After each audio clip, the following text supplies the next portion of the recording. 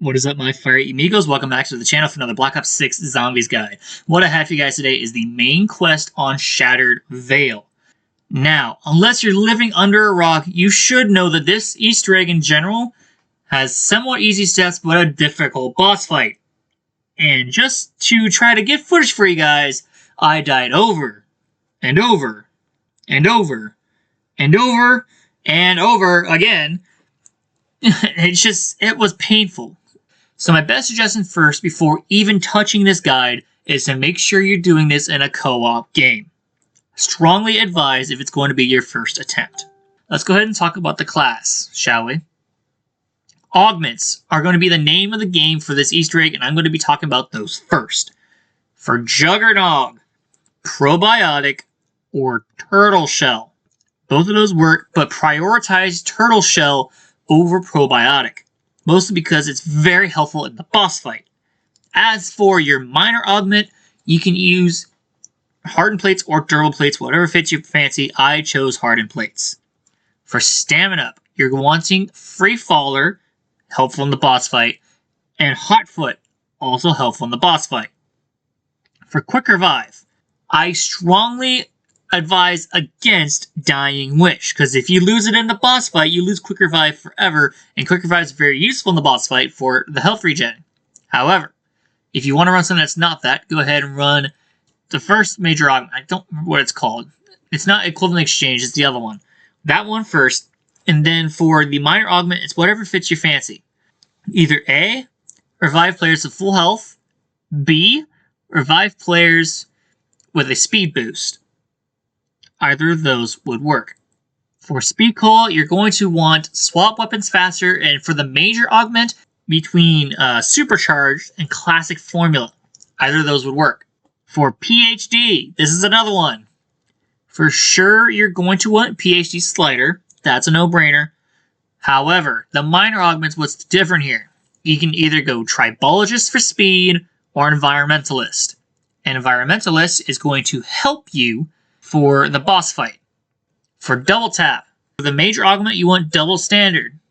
For the minor augment, you can choose either double time or double jeopardy. Both of these would work.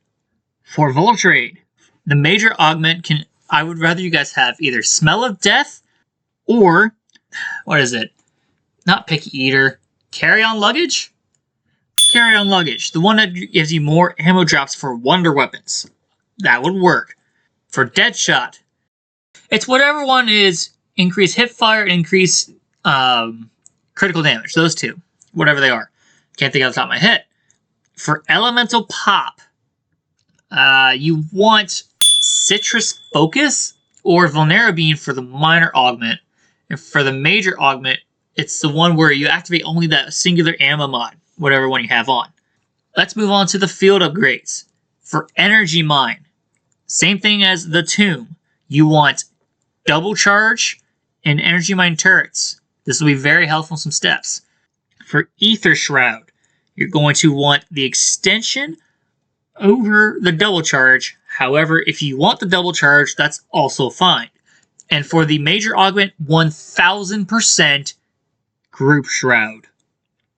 Now, let's move on to the class itself. For the start of the class, the one thing I would recommend strongly is any weapon with a grenade launcher. The weapons in question would be any of the assault rifles, any of the marksman rifles, and the ASG shotgun, of all things.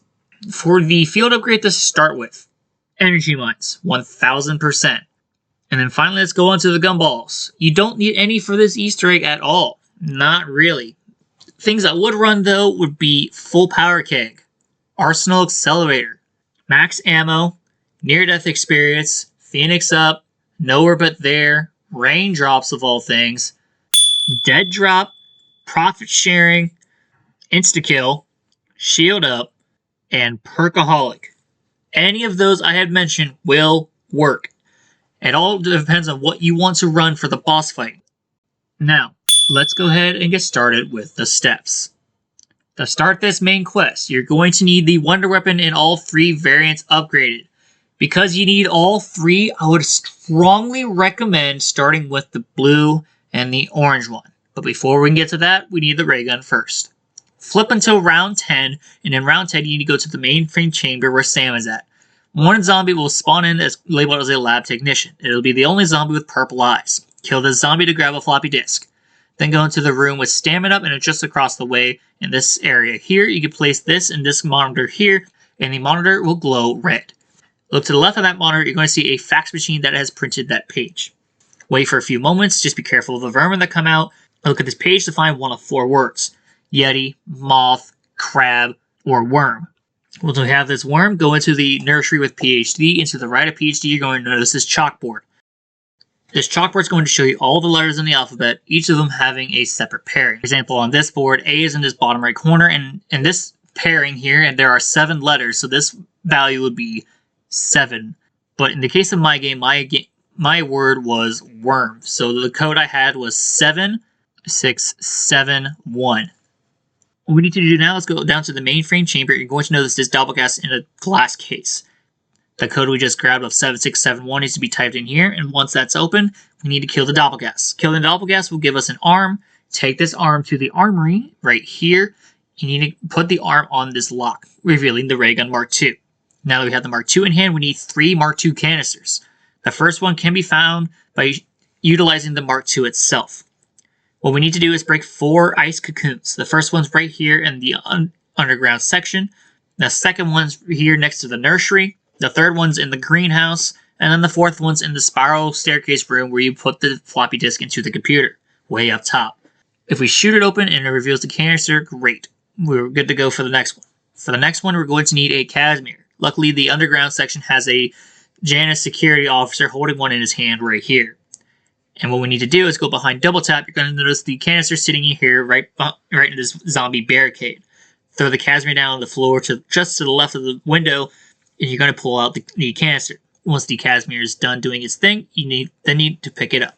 And for the third one, we're going to need combat axes. There are 3 free ones you can grab. The first one's right here in spawn. The second one's in the nursery under this bed. And then the third one's to the right of Pack-a-Punch. Once we have these 3, enter the mainframe chamber from the elevator and look to the left. You're going to notice this giant tank, and above this giant tank there's going to be a letter. What we need to do now is go to the left of the glass case where the doppelgas is. You're going to notice 3 valves. You need to throw these combat axes at these valves, but specifically the one on the far left and the one that has your letter. When you have done it successfully, Sam will say something on the lines of there's a gas leak. You then need to go back to that area and use a grenade of sorts, whether it be Molotovs or your underbarrel grenade launcher, and blow up this glass case in order to reveal the final canister. Now that we have the final canister, we can then start on the 3 upgrades. The first one's going to be the blue one. Again, you want to start with the blue one and the orange one because they will take the longest and are definitely the hardest to do compared to the pink one.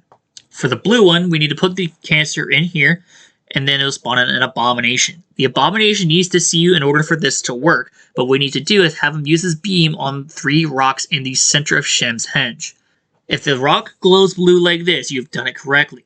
Once the beam has activated on the rock, you then need him to do the charge attack on that said rock. The best solution I have for you guys is to make sure you hit 2 rocks at the same time with 1 laser, and then have him charge into 2 rocks at the same time with 1 charge attack. It is a very hard setup to do, but when you get it, it's very efficient. Once all 3 rocks have been risen up by the charge attack, you then need to protect the portal, like so, from vermin. However, there's a very easy way to ignore all of this with something as simple as 2 energy mine turrets. All you need to do is, once this happens, place down the energy mine turrets and walk away. All the zombie spawns will leave the area, and then the energy mine turrets will only focus on the vermin. This does last for about 2 minutes, I believe, so after 2 minutes you can come back and pick up the canister that'll be here charged up for you. To upgrade the blue ray gun, you need to go into the undercroft section with the armory, and you're going to see the table right here. Place the ray gun on there, and then you'll be good to go. Now we're going to start the orange canister. And for the orange canister, we are going to need 4 seeds. There are 9 total spawns for these seeds. I'm going to go by each of them now. The first one's right here. The second one is right here. The third one is here close to Quick Revive. The fourth one's in Shem's henge. The 5th and the 6th one are near the mansion. 1 right here. The other one right here. The last 3 are outside the mansion, 1 right here close to the armor wall by, and the other 2 next to double tap, 1 right here, and then 1 right here. When you find these, you need to explode them with a grenade. If you don't explode them with a grenade, simply shoot them, will destroy them, but they'll drop nothing. So you have to wait 2 rounds after the fact in order to get it again. Once you have exploded them with a grenade, though, they'll pop a seed out. When you have 4 seeds, go back into the greenhouse and place the canister in here. There are going to be 4 plant nurseries that need these seeds to be placed in. Every time you place 1 seed, zombies will spawn in to stop you or destroy it. Simply kill all the zombies and defend them one at a time. My best suggestion for this lockdown is to use energy mine turrets once again, and probably have something like the GS-45s, a shotgun, or even the upgraded Mark II blue variant if you have it upgraded already. And once they're all 4 defended, you can go ahead and pick up the canister. For the orange crafting table, go all the way over to spawn and craft the ray gun right here. Now that we're done with that one, we need to move on to the pink one. And for the pink one, the first thing we're going to need is an essence bomb. All over the map, there are going to be these white boxes here. There are a set amount of box locations, and I'll link a video in the description to every box location that I have found around the map, in case you ever want to find these boxes. But one of these boxes is going to have an essence bomb when you shoot it open. Once you have that essence bomb, we can go into the underground section, and on this massive rock slide, place the essence bomb on there. This is going to open up a room. But before we enter this room, we're going to need 2 other things. These are reflectors. These are very easy to find. You're just looking for potted gardens with a lion head on it. One's right here next to Quick Revive, and the other one's close by the nursery in PhD on this back wall here. Once we picked up the reflectors out of the garden ponds, we then need to go into that room. You're going to notice a giant worm statue and 3 doppelgast statues. This is the upgrade itself. The first reflector is going to go right here across in this crystal. The second one's going to go to the right of this bookshelf right here, or left, whatever it may be. And then you can just put in the canister. The moment you put in the canister, light is going to come out of the crystal and reflect off the reflector. Just placing the reflectors will start the first puzzle. Once all the lights align to a doppelgast statue, punch the crystal in order to spawn in the doppelgast. Kill the doppelgast and move on. For the second puzzle, we just need to punch the first reflector and then grab the second reflector. Then follow the light until you hit the pathway that leads upwards. Follow that pathway, place the reflector, punch the reflector in order to get the second doppelgast statue, and then punch the crystal.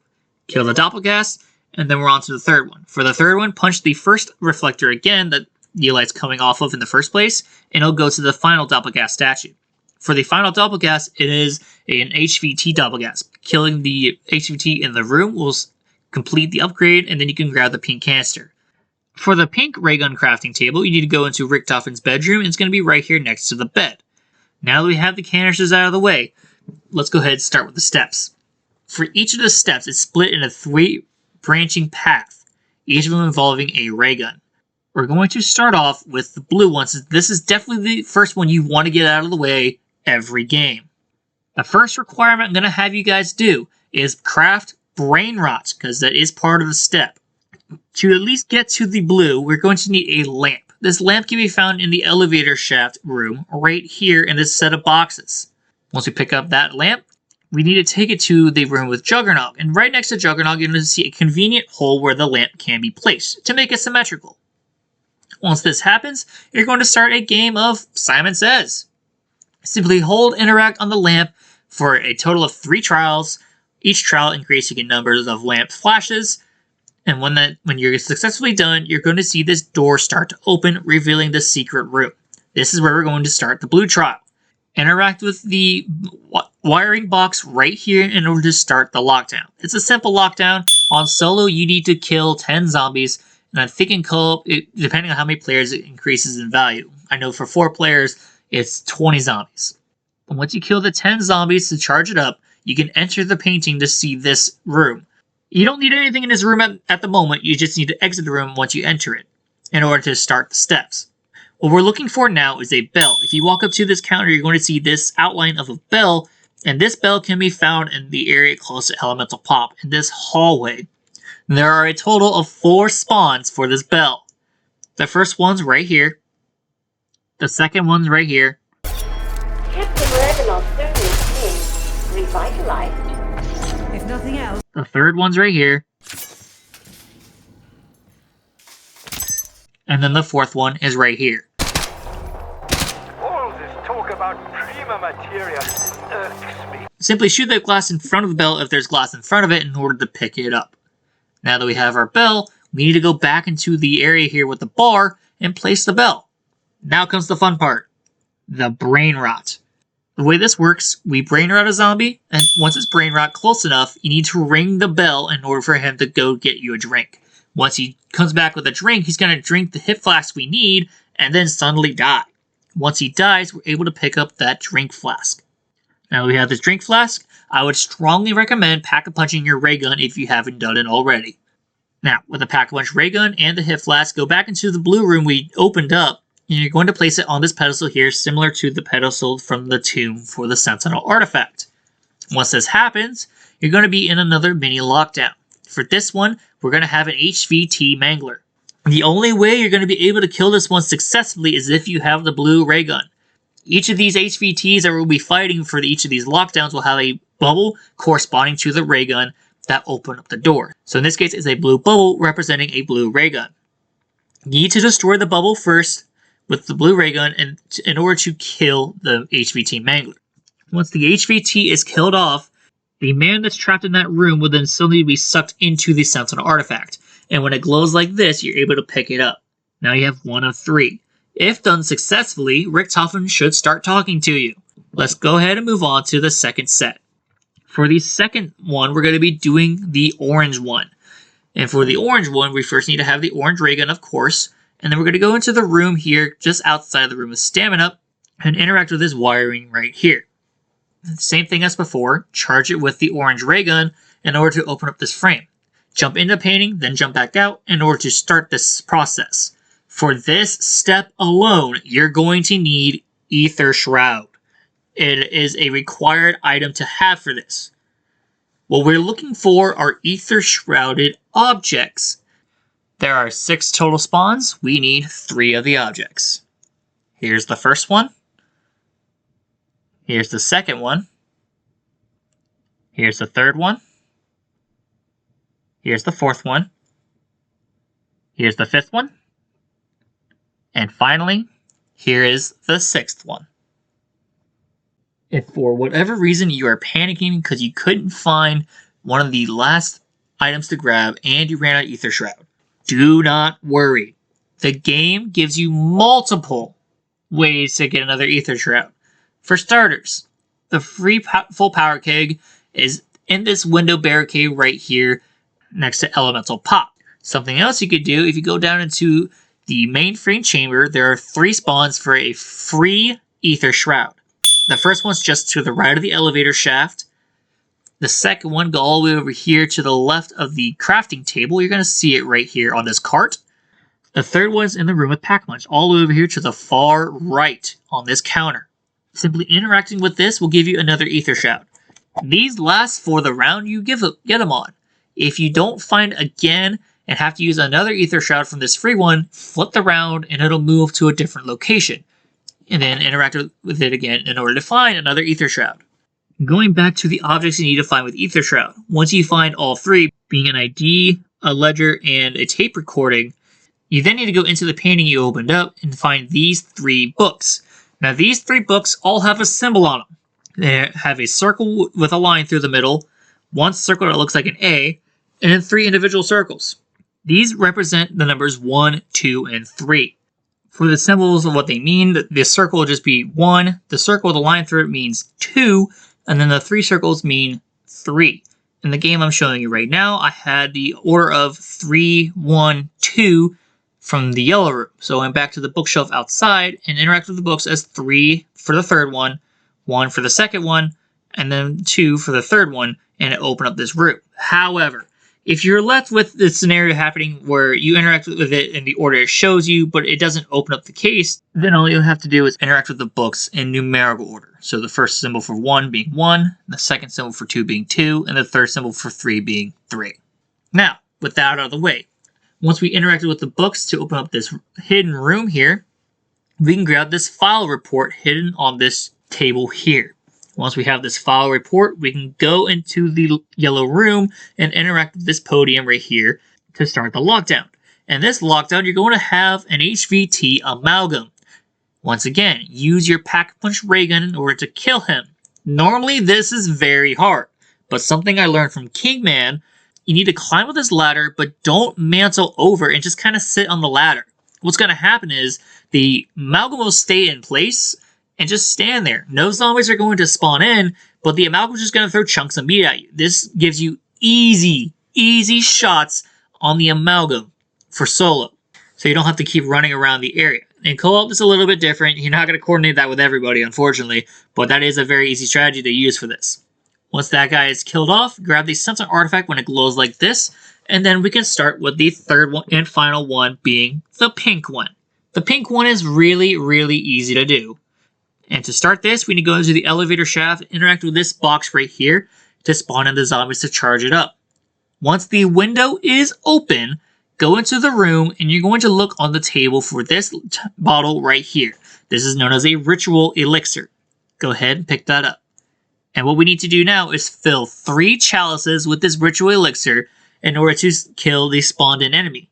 This particular spawned-in enemy is going to be an Elder Disciple. The first one's right here in the winery on this table. The second one's in the main hall with Juggernog. You go all over to this bench right here close to the bar. It's just going to be sitting idle there. And then the third one's all the way over in Spawn. Go over here to this archway. You're going to see it on this picnic bench right here. If you kill the disciple, there should be a symbol like this on the chalice. Likewise, when we kill one disciple, there's going to be a set of writing that's been spawned in on the wall the moment we kill one of these disciples. Killing all 3 will give us a code from left to right.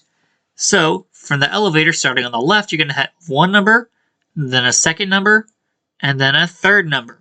In the game I'm showing you right now, I have the numbers of 05, 22, and 11. This is going to be a safe code. These numbers will be random every game you have, so don't rely on my video to be the numbers you're going to have for your game. Keep that in mind. Now with these numbers in hand, we need to go into the room with death perception, and right here on the floor you're going to notice a safe with a handle that's constantly being turned. Inputting 05, 22, and 11 will open it up, revealing an antler carving. Go ahead and grab this antler carving and go back into the pink room to start the ritual. You need specifically the purple ray gun, place it on the pedestal, and then kill the mini-boss in here. And in this room, you're going to have an Elder Disciple HVT. Once you kill him off entirely, you are now officially done with the Easter egg, and it is time to get set up. For the setup, grab all the perks you're going to need. As for things to bring in that are not the perks, gumball-wise, for solo, I would strongly recommend the Perkaholic, Shield Up, Insta-Kill. Or, if you don't want to bring in a Perkaholic, a full Power Keg in order to get an Ether Charge. The Insta-Kill is the big one. Make sure you bring in the Insta-Kill. But in co-op, definitely bring in the revive perks like Phoenix Up, Nowhere But There, Near-Death Experience. I'm telling you, those are absolutely vital. On the topic of weapons to bring in, if you want to bring in something that's good for the boss fight, I would recommend things like the AMAX, Kilo, the Fang, Compact SMG if you really wanted to, or the GPM-G7, or the Raygun Mark II Fully Pack-a-Punch. Other things to bring in for Easter egg setup, there's a couple items I want you guys to bring in. Those being a Death Machine or a Chopper Gunner. Either of those score streaks will be fine. Casimirs. And lastly, you're going to want Molotovs. Molotovs would be great for having for Hotfoot. If you don't want to bring in Molotovs, you can always bring in a Combat Axe. With all that being said, and you are 1000% ready with every gun you want to bring in, max out. Go ahead and take the Scent Artifact you have now completely filled with premium materia and put it on either computer in the mainframe chamber in order to start the sequence. Once you give Sam the Sentinel Artifact, a cutscene is going to play, and then you'll be stuck in this arena with a giant dinosaur. This boss fight has 4 phases.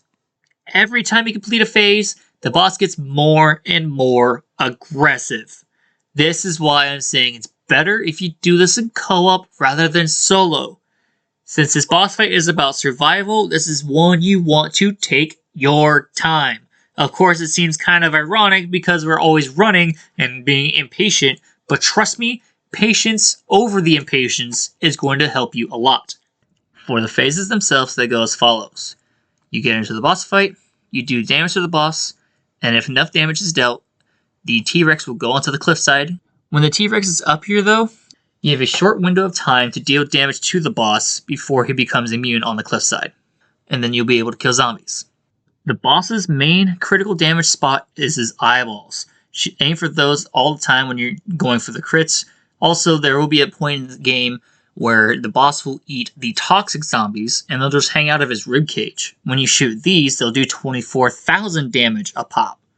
There are a couple of good instances to kill the boss, or to shoot the crits for the boss. One instance would be when he's roaring to spit out the toxic zombies. And another time would be when he's roaring again to... I don't know what. I really don't. You just want to constantly pour in damage on the boss with whatever you bring in. This boss is all about survival, like I said before. Constantly on the move. Constantly making sure you're pouring in damage.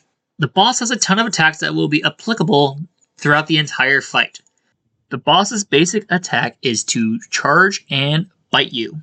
In terms of your Juggernog and PhD, Turtle Shell will help you run away from the boss if you're too close and he catches up to you.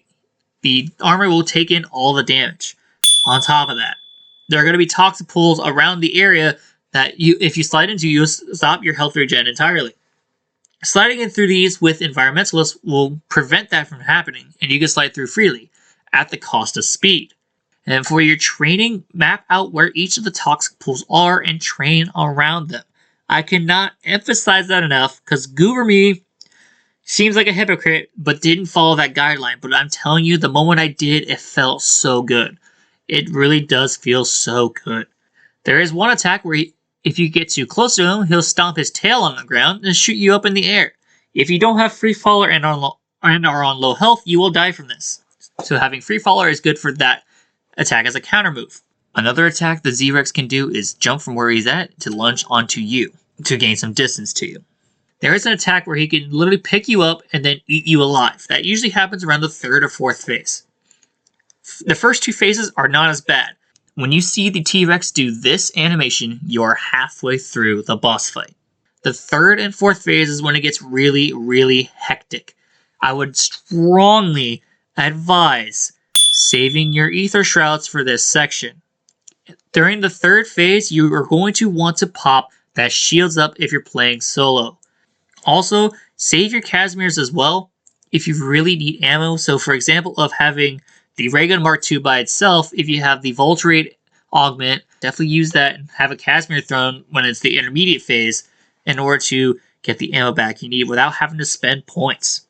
If you do have to spend points, make sure you at least have 10,000 so you can buy your ammo again. On to the 3rd phase. This is usually where I died the most. And this is where I'm going to switch over to the co-op game because I died in the 3rd phase every time I did a solo game. And for this, you just want to keep moving and shooting. When the 3rd phase is over, he's going to go up again and we can start the 4th phase. In the co-op game, one person popped their raindrops. That's actually the biggest point of this, is to use that whenever. Because if you pop a raindrops, you can get a free perk if you lost your dying wish. You get a full power keg, so you have another ether shroud to boot, and then you have a chance to have an insta-kill. Save your insta-kills. This is where that score streak is going to come in. If you're to pop an ether shroud, and then an insta-kill, and then use your score streak, you're going to see a lot of damage be poured into the boss. And I'm talking 4,000 damage a bullet from the death machine, at least. While the death machine does last a shorter amount of time, you input more damage versus the chopper gun lasting a lot of more time, but it being lower damage. So it's more of a pick your poison. But if you do pop that insta-kill before entering either of these, you should be good to do enough damage as possible. Also, as a side note, remember to use these for the 4th phase. I cannot simplify that enough. Because remember, you only get these one time. One-time use. Once you have finish using those, keep running and keep shooting the boss. And when the boss finally goes down, he'll have a little bit more runtime, and then he'll just finally lose all of his skin and then fall to the ground as bones. And you've completely finished Shattered Vale's Easter egg. As a reminder, do this Easter egg in co-op for your first attempt, and if you're feeling confident, then do it solo. But with that being said, I thank you guys for watching, and I'll catch you guys in the next one. Peace out.